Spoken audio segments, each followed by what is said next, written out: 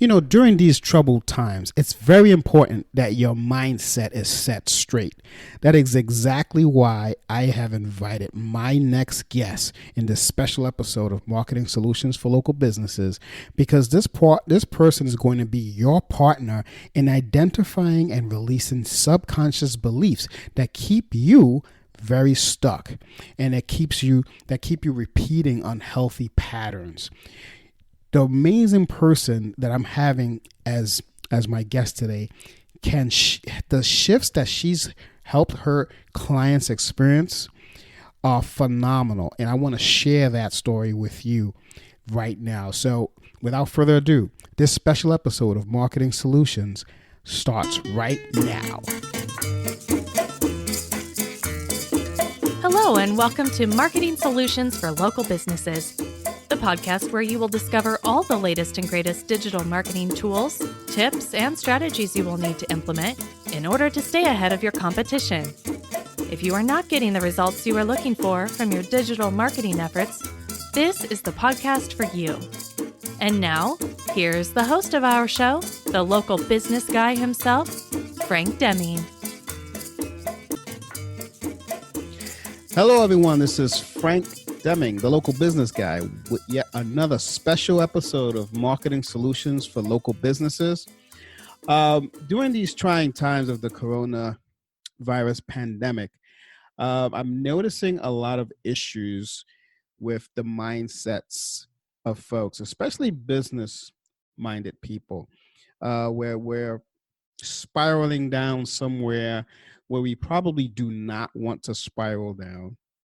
And we're probably thinking of a lot of negativity, which can cause us to also bring our businesses down.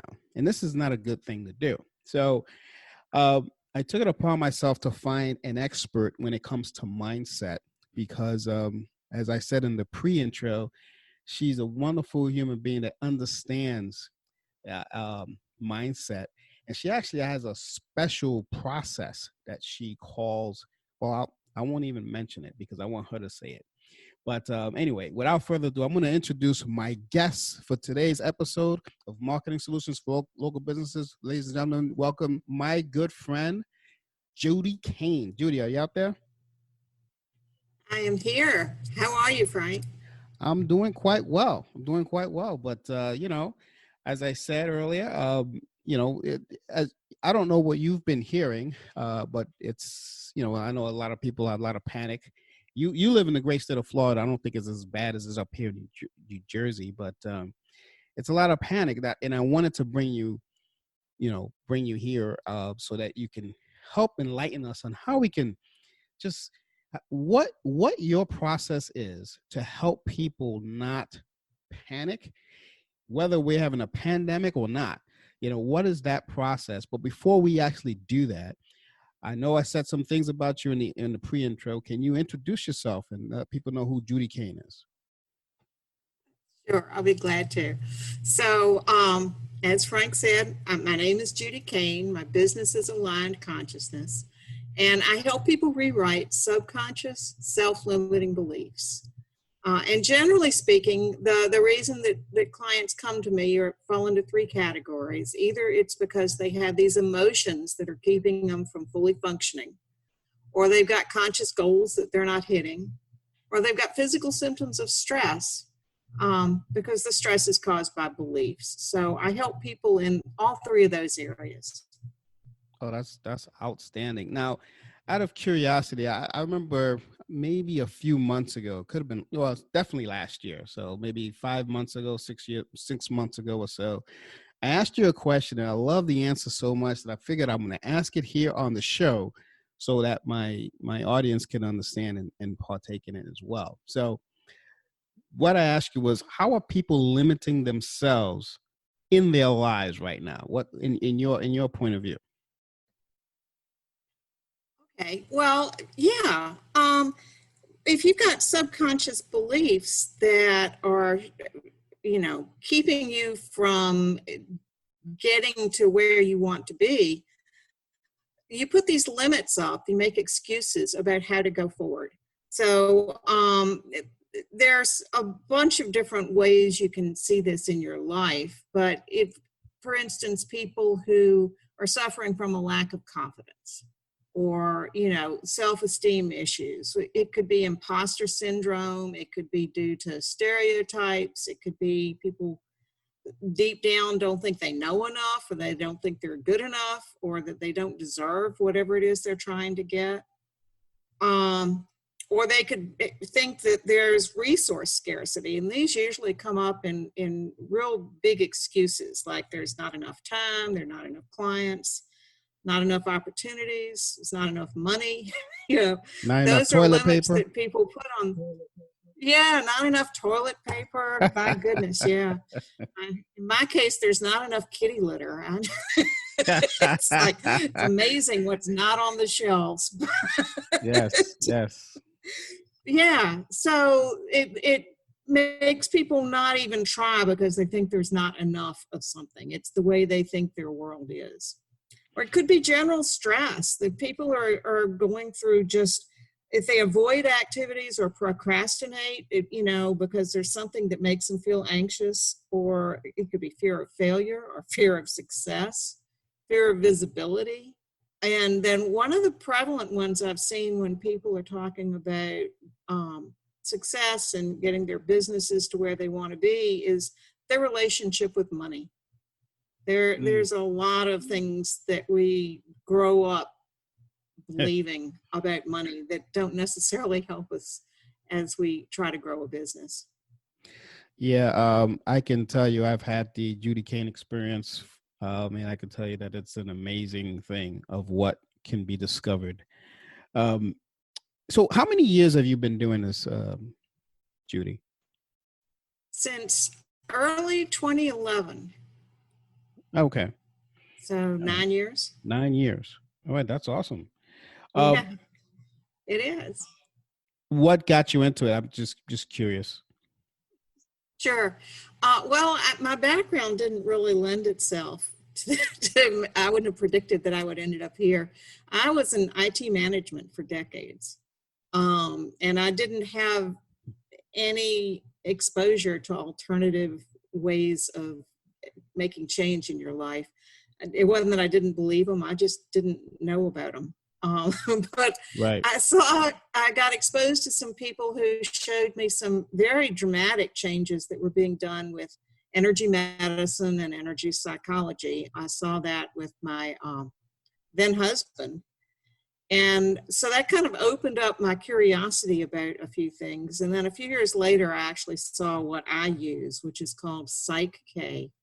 And it was something I could relate to. It was a process, which is, being a data person, process is good. And it didn't require me to have any special gifts. I didn't have to intuit anything or sense energies or do any of the things that I had seen in a lot of alternative modalities.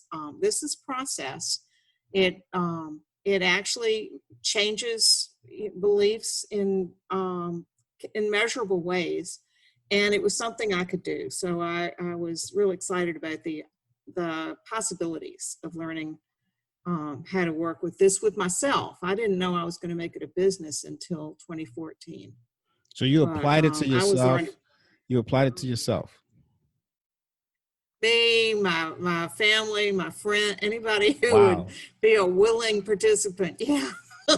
That's outstanding. I mean, I like that. Now, that I'm going to get into psychK in a minute, but I was a huge, when I first, you and I have come from similar backgrounds. I'm also an IT professional, a former IT professional, excuse me. So when I came into this side of the world, I always say the better side of the world, the entrepreneurial side, that's what I call it anyway. I used to I was a huge study of mindset in general. And they were all talking about, the subconscious and all that kind of stuff and how it can control you. And back in those days, I thought it was all like woo-foo stuff. And, because I was such a engineer type person, so you know how that can be. So you totally understand that.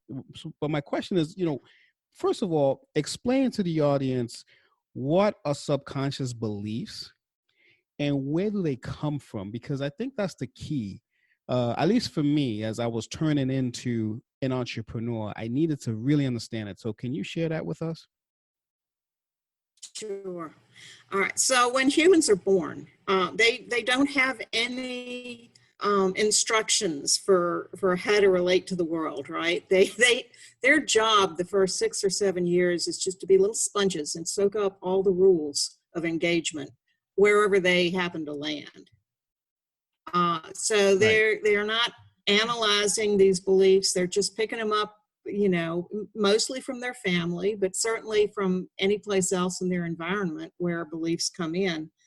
And that's where the majority of these subconscious beliefs come from.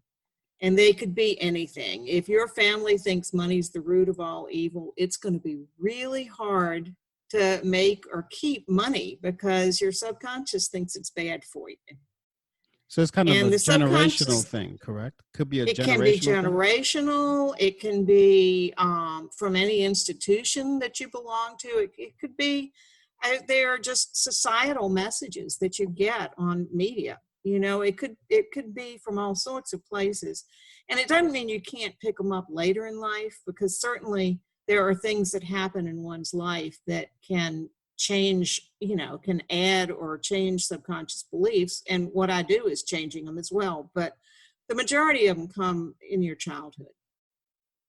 And some of them can be useful, but some of them, like money being the root of all evil, is generally not what most people would prefer to believe if they're trying to grow a business and, generate some prosperity for themselves. And the problem with subconscious beliefs is that you can't change them with logic or data. Like people with phobias, they know that spider is not going to kill them, or that the statistics are, it's more dangerous to drive to the airport than get on the plane. It's not a logical thing. And they understand that it doesn't take away that panic, the phobic reaction that they have when whatever their trigger is presented to them. So you can kind of see the results of it, but you don't necessarily know what it is, because your conscious mind doesn't necessarily believe the same thing. Right. That's interesting. Now, who do you normally who do you help with this kind of stuff? Like, is it entrepreneurs only? Do you help work, regular 9-to-5 workers with it? And anyone? Anybody. Okay. Yeah. People find me a variety of ways. I work with coaches that have clients in a variety, for relationships or for business success or for life coaches or health coaches, all sorts of coaches, because they don't necessarily have all the tools for changing the blocks. I am not a coach. I don't do behaviors or attitudes or accountability or strategies or any of those things. All I do is the beliefs. But the people come to me, they come because they either want a better relationship, if they're entrepreneurs, they want to be successful in growing their business. People who are in corporate America, want to be more successful in whatever role they've got in those businesses. And they'll come for physical symptoms of stress, like I mentioned as well, because there's a big connection between what your body is trying to tell you and how your mind is treating your body. Oh, that's interesting. When I was switching over from employee to entrepreneur, one of the difficult things for me, I guess it was a belief, now that I know this, is that I couldn't replace my salary. Mm-hmm. It was just something that was embedded in me, and then somehow that changed. And I think what made it change was the fact that I started seeing the possibility of it. So I'm telling you that story because I want to ask you, what can change a subconscious belief? Does it take physical? Does it take something physical? Like, do you have to actually see it happen before you can change it, or can you change it prior? Well, there are lots of ways of changing subconscious beliefs. There are a variety of modalities that are successful with it. People have used hypnosis to change the beliefs. In some cases, repetition, can get through to the, like affirmations and that type of thing. Sometimes that's successful. Sometimes, in my experience, that's not. And so it's not a surefire way of doing it. But yeah, I was gonna say there are affirmations. lots of ways Affirmations never yeah. worked for me. Never did. I don't know why, but for some reason, they just never did. Yeah. But you'd be surprised. There are people who know they believe certain things. And I use muscle testing to communicate with the subconscious. And sometimes we'll test something that they know they believe, and their subconscious is not believing the same thing that their conscious mind is believing. It can fool you. I got to tell you, folks, that is a quirky thing. Like I said, I've experienced it, and it's quirky, but it's powerful. It's very powerful. It's wow. It's amazing how the muscle testing works. That's a lot better to me than affirmations. But anyway, I'm sorry for interrupting you there. No, that's okay. All right. So you mentioned this procedure. I got two questions for you here. You mentioned psychK. First of all, what is it? And what happens in one of these sessions of psychK?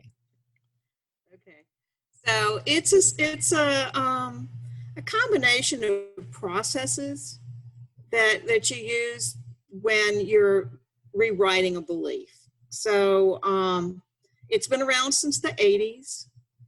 It's a very fast change process, and it uses muscle testing to communicate with the subconscious, like I said before. And if you've got listeners that don't know what muscle testing is, it's something that's used by lots of modalities. It's also used by some chiropractors, some nutritionists, to find out, some truth in the body or the mind. And basically, the principle of it is, if I'm sitting in an office with somebody, if they hold their arm out, there's a signal that's going from the brain to the arm to say, stay up, right? And it'll stay up as long as you're telling it to stay up, with the same strength of signal. And when I'm muscle testing, I'm pushing lightly on their wrist, and I'll ask them to think of things that are true, or things that they are happy about, or, something like that. And the signal will be strong if it's something that the subconscious is perfectly happy about, or if it's something that the subconscious believes to be true, or for the word yes, actually. It's a weaker signal for the opposite. So you can kind of get a sense of what's going on in the subconscious by doing this muscle testing. And yes, a lot of people think it's kind of freaky the first time they do it. Now, I work with a lot of clients virtually, and when we did our little thing, obviously that was virtual because you're there and I'm here. And people say, how can you do muscle testing if you're not in the same room? And so in those cases, I have a way of doing the muscle testing for the other person, and it works just fine. I've worked with people in 6 of the 7 continents, and it's had amazing results in all of those cases. So it does work that way. Yeah, it's certainly something that I would I would invite everyone listening to this to try it out, because it's something that shocked me tremendously, and I'm not easily shocked. But that was amazing. So does psychK stand for anything, or is that something that just? Yeah, psyche is the mind, body, spirit combination, and the K actually stands for the key to getting those all to be in sync with each other. Ah, So when people come in, I'm using this muscle testing, and that's not the psychK process. That's just the communication. It's a part of the process because it's how you know what the subconscious is thinking, but it's not the change mechanism itself. So, people come in, we talk about what's going on now, what would they rather have be different. We identify either emotions that are coming up around that topic or statements that are affirmation style statements. And then we muscle test to see if the subconscious is strong to that, if there's a whole brain response to that emotion or that statement, or if there's something there that psychK can help with, which means it would be a weaker response. It's not using all of your brain, your whole brain for that particular topic. And then for those cases where there's an opportunity to use psychK, then we do the actual process itself. And it's the rewrite process usually takes less than 5 minutes. It's a very fast change process. Now, that doesn't mean that somebody's entire situation can be changed necessarily in 5 minutes, because frequently there's more than one belief associated with the situation.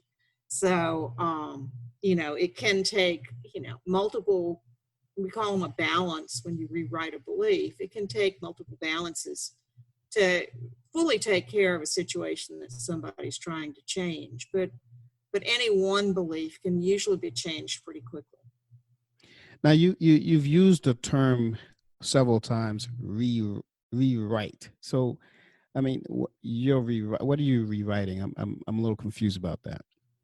Okay, so one of the beliefs that I have been kind of studying for a little over a year now, since I happened upon it with one particular client, and I've been trying it out on a lot of people who are looking for success, business success.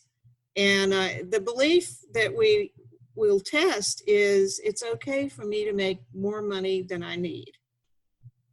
Okay, and that is things, people either think that money is evil, or that you shouldn't have more than you need because it's greedy, or you don't want to be like those people who have too much money, or, there's all sorts of things growing up that you could have. Money doesn't grow on trees. There are all sorts of things that people hear growing up. I bet they won't. I bet they won't mind having too much money right now with this pandemic going on, right? Consciously, no, but subconsciously, the people who just make enough, every time they make a little more, some big bill comes and takes it away, so they always have just enough. That's a real good indicator that there's something underlying there. Exactly. But anyway, so, consciously everybody is like, well, yeah, I want to have more money than I need. I'd like to buy a few extras here and there, or plan for the future, or feel like I've got financial freedom, or whatever it is they want to do. But their subconscious, if that statement tests weak, their subconscious does not believe it. Now, we don't really know what the subconscious does believe. We just know it doesn't believe that, and that's not going to be helpful with what they're trying to achieve. So the rewrite process is getting it so that your subconscious believes that statement. That's right. What we do. It's a rewrite. And that's the process. It's the psychK process. It's the people are fully conscious. They are deciding what it is they want to believe. I'm just a facilitator for the process. And what they're doing is they're in some posture. Can be sitting. Usually it's sitting if I'm working with people virtually. That helps them become whole brain so that they can rewrite that belief. They've done QEEG scans on people before and after a balance, and there's a definite difference in the pictures of these brain scans. So there's something that's measurably changing with these things. and coming from an IT background, it's, I just think of it like you're going into a program and you find a line of code that's not giving the results you want, and you change that line of code so that it does, Right. Yeah. Yeah. That's why I find it interesting how you've mentioned it at least 3 times. I just wanted to find out, what do you mean by rewrite? I mean, it's not like I'm going that's into what my it is. brain. I mean, yeah, you're installing that new belief, basically. Yeah. Overriding whatever was there that was causing difficulty. Right. Which is probably what the whole affirmation, the job of affirmations is supposed to be, correct? Is kind of rewrite something. It's just never worked for me. But out of curiosity, I don't want to put you on the spot. I mean, I am a believer of psychK. I've been able to work with you about it, so I it helped my mindset even further. But out of curiosity, what kind of results have your clients had with this process? Okay, sure. Well, a lot of people have this anxiety whenever they think about money. And so a fairly common result that I've seen with people is that, if they're looking at spending money or sitting down to pay the bills or thinking about, what's going to happen the next month or two, if they just feel stressed, anxious, uneasy, if there's something there that's making it just really painful for them when they think about money. I've had several, a lot of people come in with that, and we work with the emotion itself, first of all. And what I hear back, I try to get people to tell me what they experience after they've had sessions with me. And, people are stunned that that emotion is just not there anymore. That stress, they think about money and they just think about money, the same thing happens with phobias. It's not that people are going to not use good judgment for something. Like, they're not going to go and hug a rattlesnake if their phobia was about snakes. But they'll be able to decide how they want to react when they see the snake, as opposed to freezing, panicking, doing something crazy, that's not going to be helpful. Right. But they can get on the plane and not have the anxiety for the week ahead and the week after of just dealing with a plane ride, if they can even get on the plane at all before. I've had people with that happen, and they don't really understand how this can change. I haven't had a client take a full hour for a phobia yet. It's pretty simple, straightforward type of thing. And they're like, I don't know what happened. I don't know why it works, but I can now get on a plane, and, as nerve-wracking as the TSA lines can be, that phobic response is just not there anymore. They can do it like everybody else. Yeah. Yeah. It's funny. My ex-wife had a phobia, a fear of flying. I mean, it was tremendous. She would not get on a plane. Unfortunately, it took her mom, my mother-in-law, passing away for her to actually get over that phobia, because we had to take a plane to go to that, and that was the only thing. And she was a mess on the plane, so she could have needed you back then, but that was many years ago. Yeah. Is so there things like that? People, I had a guy come in who, he just wanted to make more money in the job he had, but he wasn't particularly happy where he was. right? We did some balances around deserving to be valued and supported in his job, and he wasn't looking for a new job. A new job found him. He got in contact with me a couple of months after our session and said he'd found this new job. He was in it. He loved it. It was exactly the right place. He was making the money he needed to make. And he came back for another session because he needed a new set of skills in this new job. He needed more leadership skills. So, yeah, happy. I got to tell you, Judy, you don't know this, but after our session, I had a hard time getting certain level clientele. And I got to tell you, after our sessions, that those clients were showing up that level. So it's I'm a believer. It totally works. I'm sorry. So I'm It sorry to cut you does. off. Yeah, no, that's okay. Yeah. Speaking in public, a number one fear of people. Yep. I worked with that with myself. Because I've got access to this real time. and I take advantage of that on a regular basis. Right. Yeah. Interesting. Wow. Is there anything else you want to share with us before we part ways today? Not that I can think of, Frank. Anything else you think people want to know? Yeah, like for instance, a lot of uncertainty now in the world. How can someone I ran into a guy in a supermarket 2 days ago, and I obviously I was keeping 6 feet away from him, but he was on the phone. He was on the phone. He was talking fairly loud, and he was talking about he doesn't know. He applied for some unemployment, and there was something that was wrong with his application, so it was denied. So he had to go to his employer to get this and that, and he had such worry and such fear in his face, and I just couldn't help thinking of how many other people was like this gentleman. Like people like that. Like I would think psychK works for them. I mean, is that accurate? Yeah. Oh, absolutely.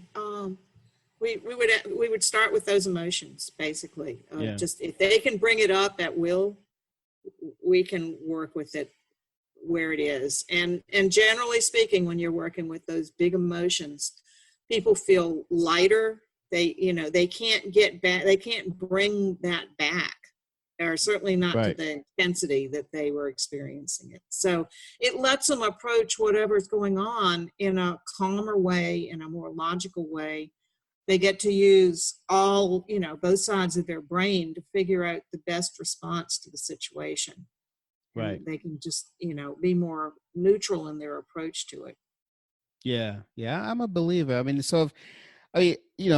if anyone out there has had trouble with affirmations, this is something that you got to try out, because this is something that, it's a lot less stress. It's just a simple procedure, and like she says, you're rewriting it. This is Judy Kane. Her website is alignedconsciousness.com. I'm going to have a link to her website on the show notes. Is there anything special you want to tell our listeners, if about booking a session with you, or how to get in contact with you? Sure. Yeah. If they go to that website, under services, there's a work with me, and there are links there to, either book a phone call so I can answer their questions. That's a free phone call that people can have just to, get a little bit more information about how it might work with them or whatever question they got. But there's other information on the website that explains it more and has links to other sites that explain it. psychK isn't my process. It's been around since the 80s. And so, there's more information out there about it than what I've got directly on my site.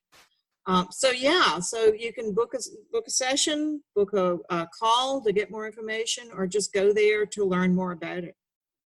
Awesome. That's www.alignedconsciousness.com. And like I said, I will have a link on it on the show notes. So anyway, it was great having you here on the show, Judy. I'd love to have you again sometime, maybe after this whole thing's over, and I want to hear some success stories of some people who have some new success stories, or some people who have overcome this, overcome whatever fears they have after this whole pandemic thing is over and we're back to normal. Yes, so thanks that would a lot. Be excellent.